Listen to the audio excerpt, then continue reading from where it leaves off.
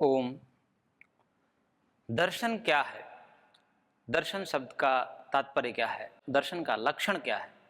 इस पर जब हम विचार करते हैं तो इसके लिए महर्षियों ने एक व्युत्पत्ति दी है, आचार्यों ने एक लक्षण बताया है कि दृश्यते अनेन इति दर्शनम, अर्थात देखने का जो साधन है वह दर्शन है। तो सामान्य रूप से इसको देखें तो देखने का साधन क्या होता है? देखने के साधन आंख होती है, आंख से हम देखते हैं। तो आंख से देखना ये दर्शन है। जैसे हम कहीं जाते हैं मंदिर में और आंखों से भगवान की छवि देख लेते हैं तो कहते हैं कि भगवान का दर्शन हो गया।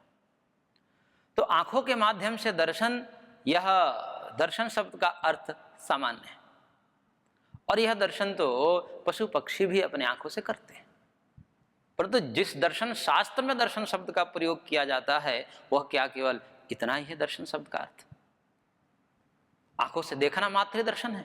तो कहते हैं कि देखने का जो साधन है वह तो दर्शन है।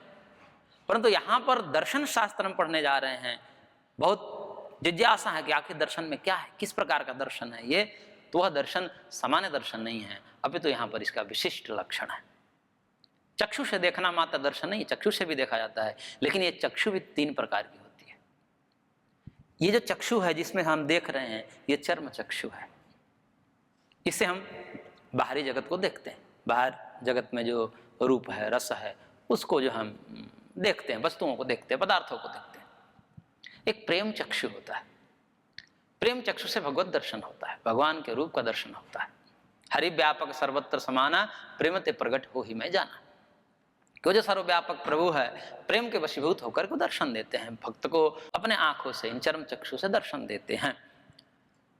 तो एक प्रेम चक्षु होता है और एक ज्ञान चक्षु होता है।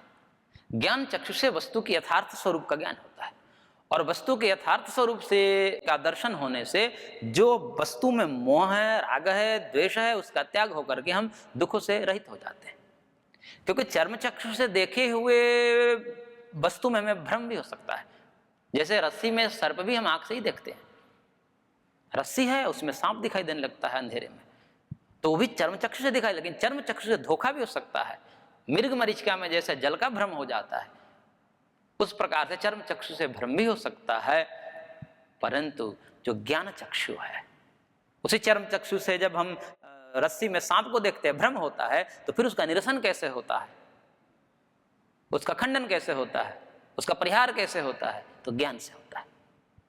फिर हम ज्ञान करके, ऊहा करके, तर्क करके ये रस्सी नहीं है, सांप है, अथवा सांप नहीं रस्सी ही है, और इस प्रकार से निर्णय करके हम भय रहित हो जाते हैं और दुख से रहित हो जाते हैं।